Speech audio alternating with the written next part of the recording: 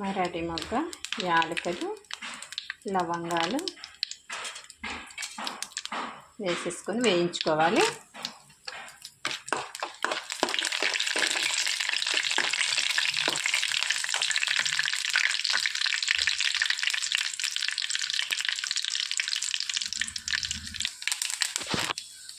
కొద్దిగా కరివేపాకు వేసేసుకొని తిప్పేసుకోవాలి. ఈ తాలింపు అనేది ఇందులోకి వేసేసుకోవాలండి.